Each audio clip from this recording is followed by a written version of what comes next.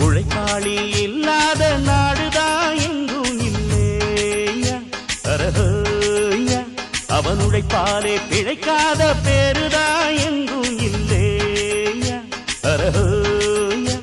அர சாமியோ சாமி அப்படி இருந்துட்டா காமி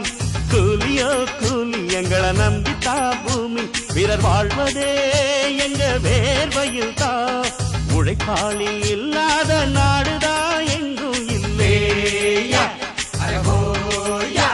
அவன் உழைப்பாலே பிழைக்காத